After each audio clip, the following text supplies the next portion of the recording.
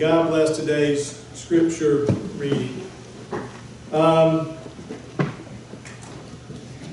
I was traveling this week, I realized scripture kind of hit home in that we live in a world full of gates, don't we?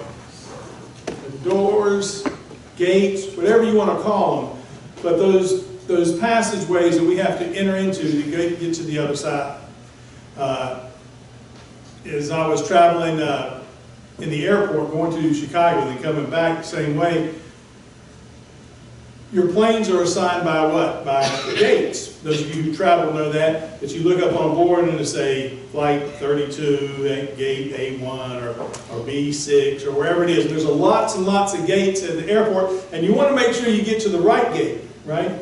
Because if you get to the wrong gate, you miss your flight, right? You're going to miss out.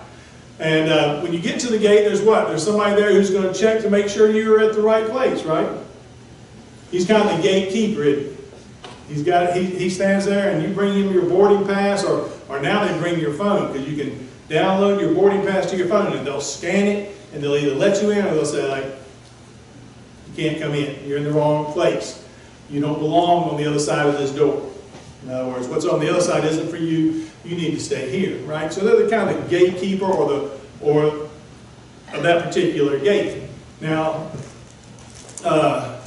there's a gatekeeper even before you get to the gate, isn't there? They call that security. And if you've flown any time in recent years, you'll understand exactly what I'm talking about, that they're very serious about who gets to the other side of that gate, right? Like if you don't want to show up without an ID, right? There's things that you need to do. You don't want to show up with a 16-ounce bottle of water. You're not going to get to keep that. You don't want to show up with banana bread, like I did last week. They take that serious. I kid you not, you'd have thought that banana bread was explosives or something. I mean, not only did it have to be x-rayed as it went through the machine, then they pulled me aside and they sat there and they took a special wand to put this thing on it. Wanded each and every loaf. I was taking banana bread to my grandsons. They love it. My Pam makes it, and they always ask for Oma cakes, what they call it. But they're scanning. They're making. I'm not sure what they're looking for. I guess it could be explosives or whatever. And the child in me wanted to go, boom. But the adult in me wanted to make my flight. And realized that those two things probably didn't go together. The adult won in this situation. Wisdom there. You don't want to go boom. But they wanted to check. And why do you think they were checking? For your safety. For my safety and for your safety and anybody else on the other side of that thing.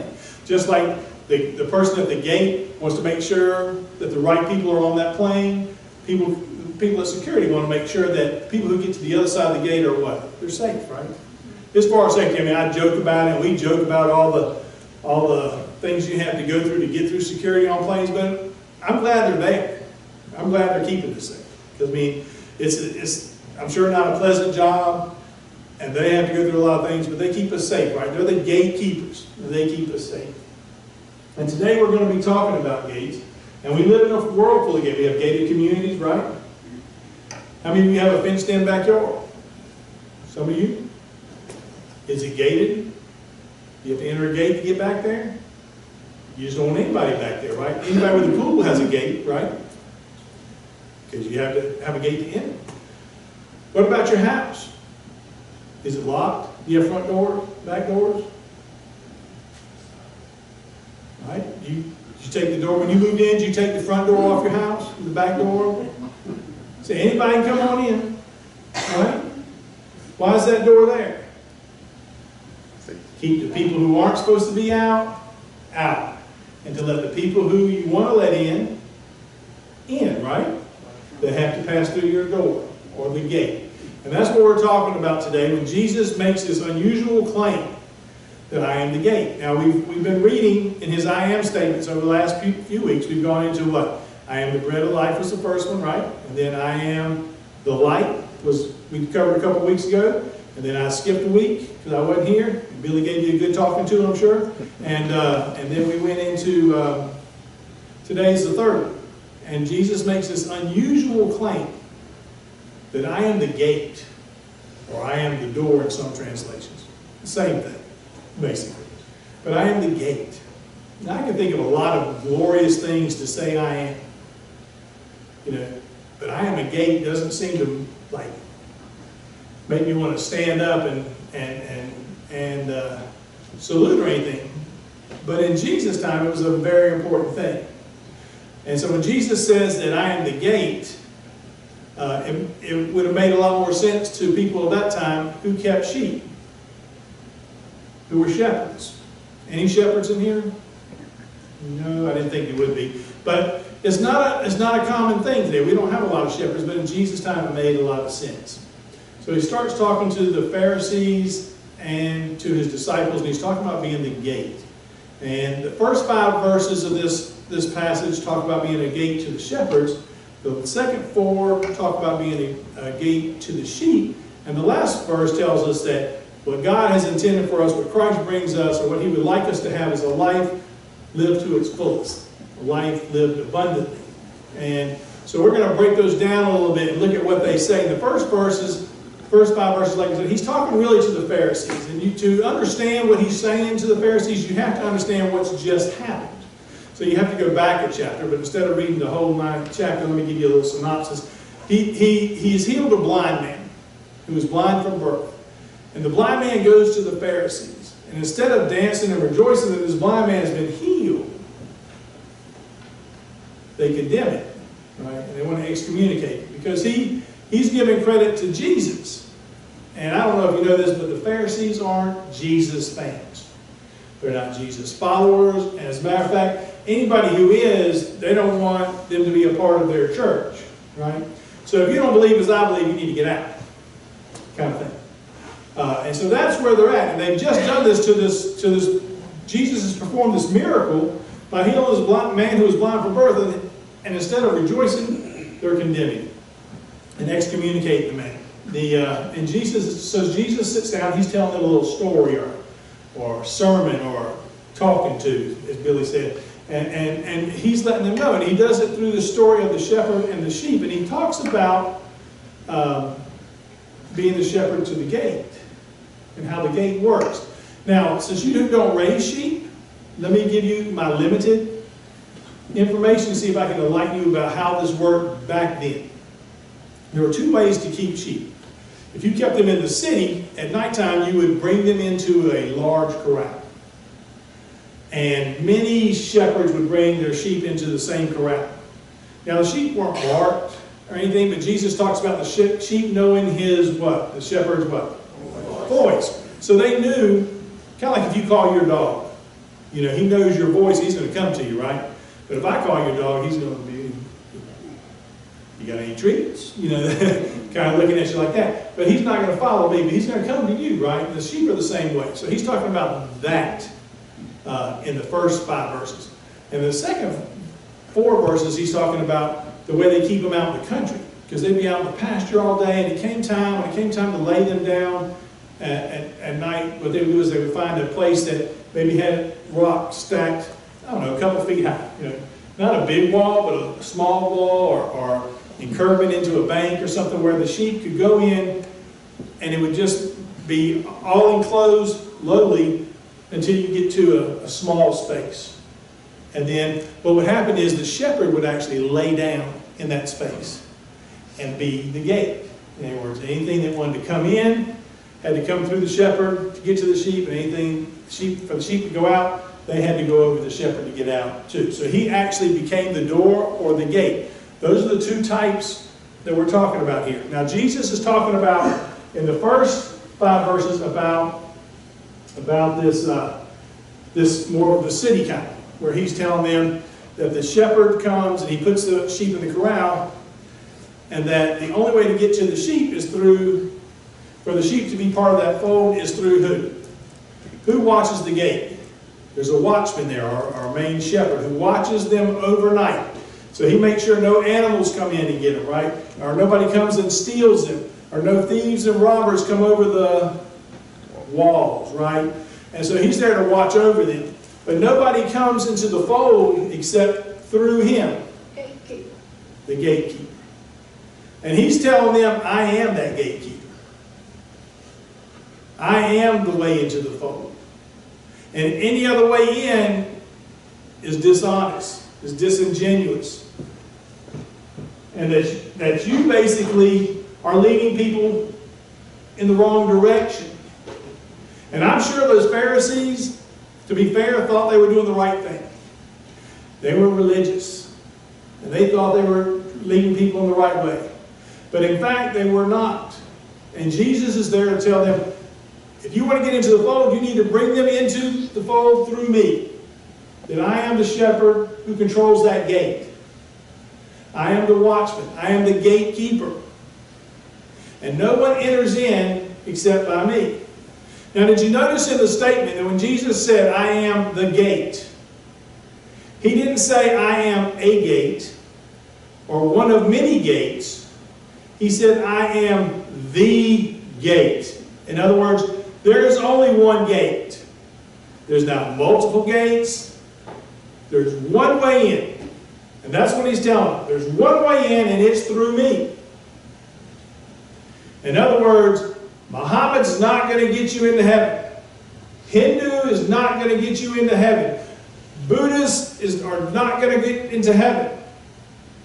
Those are different religions. But I am the way. One way. One way. And it goes through Christ. That you can be a good person, you can be a righteous person, you can live a great life, but if you want to get into the fold, you've got to come through Christ. There is only one way, and that way is through Christ. And that's what he's letting them know. You know, there are some good preachers all over the world, and you see some mega churches, and you see, but they're not preaching the word. They're preaching feel good. You know, they want you to come back next week, so they're going to make you feel good. They want you to come back next week and put it in their plate, so they're going to make you feel good. And there's nothing wrong with feeling good if you're preaching the word. But you need to make sure that what you're doing is that you're coming into the fold through the word. In other words, through Christ. That sometimes it's going to get uncomfortable. Sometimes you're going to get your toes stepped on. Sometimes you might leave church feeling a little beat up because maybe, just maybe, you're not living the life you need to be living. Maybe, just maybe, you're not doing the things you need to be doing. Maybe you're not following Christ, you're just a fan of Christ and you want to show up and cheer and yell and say, yeah, go Jesus, go Jesus, go Jesus. And in fact, you don't want to follow Jesus. So what he's saying is you need to follow me, you need to come through me to get into the fold. And he's letting the Pharisees know that. But the Pharisees, too dumb to even get that. They don't get it.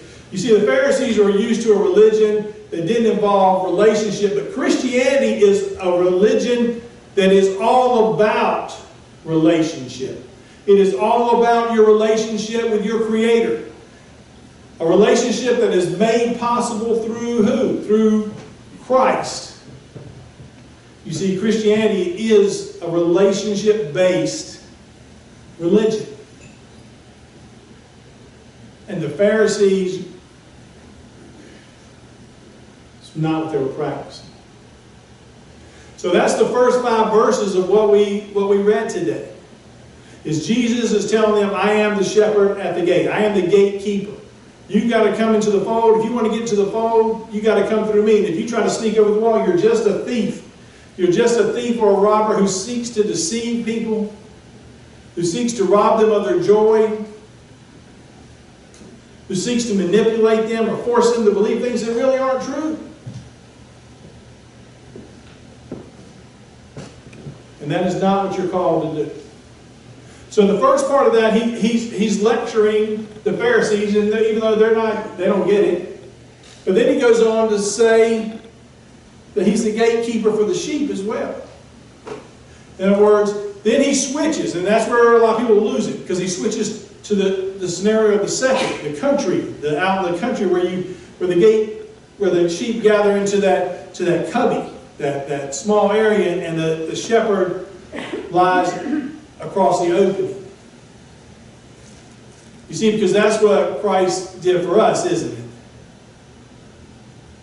He's there to protect us. He's there to pay the price for us.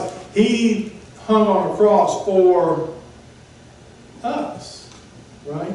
For each of us. Me included. You included. And you know what? Everybody out there. Everybody out in the world included. For God so loved the world. Right. World is not Ledbetter Church. World is not Victoria, Virginia. Lunenburg County. The world. That means everybody in the world. He came to die for everyone. To pay the price for everyone. To bridge the gap for everyone who would believe. You see, because he tells them, whoever enters is going to be what? Whoever believes is going to be what? Saved. That's right. He says, when we go into that fold, and we go into that corral, that low-lying corral, he's there to protect us. Right? That we will be saved. It's a very clear statement. Through him, we will be saved. You can only go in through him. You can only go out through him. He leads you out into the pastures. Now, what's a pasture? What does a pasture do? Not a pastor, a pasture. No, I mean, speaking quick. A pasture. What does a pasture do? You don't eat a pasture? I'm just kidding. It is for sheep. The pasture is you go out and you eat, right? It provides you nourishment. It provides you with your daily, what you need daily, right? So when he says you go out into the pastures, in other words, you're going to go out and you're going to be able to get what you need. Through me, you will get what you need. Not what you want, but you need. There's a difference, right? We know there's a difference, right? Yep. We kind of talked about that in Sunday school. You did? So then they know. I don't even have to go over that. Then we just cut the sermon off right here. Those of you who weren't in Sunday school, there is a difference between a need and a want. My mom would tell me that all the time. There's a lot of things I wanted, but it wasn't what I needed. You know, I got what I needed, not always what I wanted. I'm sure most of you can relate to that. That's probably most of the world doesn't get what they want. They get what they need, though. And that's what Christ is saying. If you come into my fold, I'll take care of you. I'll protect you at night. And I'll watch over you in the daytime as you go about your life. And I'll make sure that you get what you need. That even in your tough times, in your trial times, in your temptation times, I'm going to be there watching out for you. Because that's what a shepherd does, isn't it? A shepherd watches over the sheep. And it tells us in verse 10, one last thing, it tells us what? That he wants us to have what kind of life? A terrible life, right? He says, I want you to become... Why don't you come join Christianity, and I want you to be miserable all your life. It's going to be a really good time. And we're going to be miserable all the time together. We'll cry, and we'll be sorrowful, and we won't have anything. And he doesn't tell you that, does he? He says, I want you to have life, and life abundantly. Right? He wants to save you and have life and life abundantly. So I get a mansion. If I become a Christian, I get a mansion. That's not what it means. Abundant life is an abundant life with God. It doesn't mean that he is going to give you a mansion. I don't care if you have a mansion. I think that's a great thing. If you go out and work and you can afford a mansion, invite me over for dinner. You have to have a good dinner.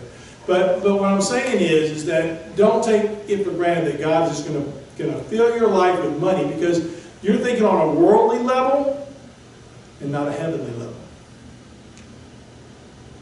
You understand what I'm saying? You're thinking of worldly things, like I need a new car, I need new shoes, I need the latest pair of tennis shoes, I need a fancier car, a newer house, nicer furniture, I need a new dress, I need to get my nails did, I need hair. I mean, there's a lot of things we want that aren't needed for the kingdom, are they? Do you have to have those things? No, they're nice. They're nice to have. So you don't need them, and you need to be able to separate your wants from your needs. And what God's telling you is, I want you to have an abundant life, an abundant spiritual life. If you come to me, if you follow me, that you will have blessings beyond beyond what you can comprehend. You will have a peace that surpasses what? All understanding. You will be able to understand why you're just so at peace with less. See, before I had to have all those things, and you come to understand the world in a new way. You put on your God goggles, and you realize that this right here is all temporary, and it will all pass away. The new shoes will only be new for about a millisecond, because they're used. Right? They're not new anymore. A new car, how long does that new car smell last? Does it last till the first payment comes due? Very rarely, unless you go buy some spray or something. But, I mean, so all these things are what? They age, and they rust, and they bust, and they die. Right? Kind of like us. Who knew this was going to be the body I would get when I got to this age? I didn't plan on that. But it does, right? We all get old. Everything is finite in this world, but with God, everything is empty. We're talking about eternity. We're talking about eternity spent in the presence of God.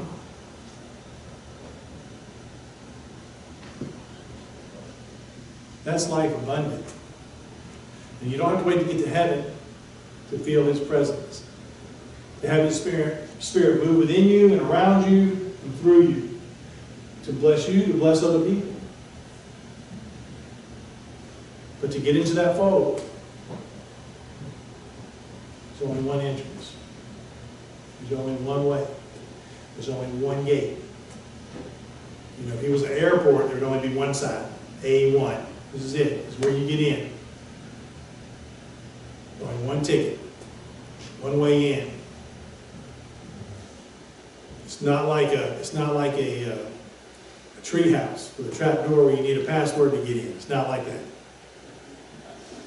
Only one way in, and that is to believe in Jesus Christ.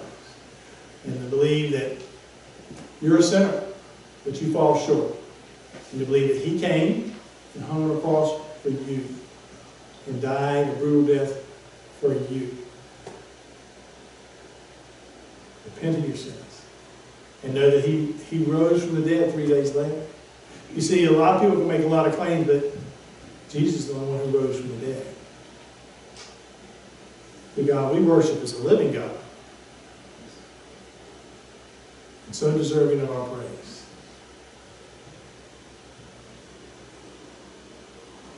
He wants to be your shepherd. He wants to lead you. He wants to look out for you. You know, in the Bible it tells us that Jesus would leave the 99 to look for the what? For the one. That's how important you are. Never underestimate how important you are. And your eternal salvation is to God. He loved you so much, He sent His Son for you. And that Son, the one we worship, the one we follow, Jesus Christ, is not a way. He's the only way.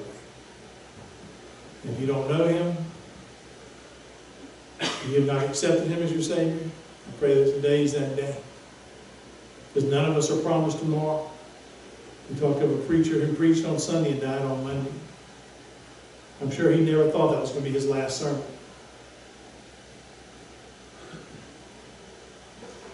I can almost guarantee it. So none of us are promised tomorrow. Don't put off for tomorrow what you need to do today. Christ is inviting you into the fold. He wants to be your gatekeeper. There's only one way in, though, and that's through Him. That's through Him. And He loves you. And He wants you to know that. And you're important to Him. And He wants you to know that. And He's going to look out for you. And He wants you to have a life that's abundant and a life that's blessed. But that blessing only comes from that relationship with Him. Why don't you take that step today? All God's people said, Amen.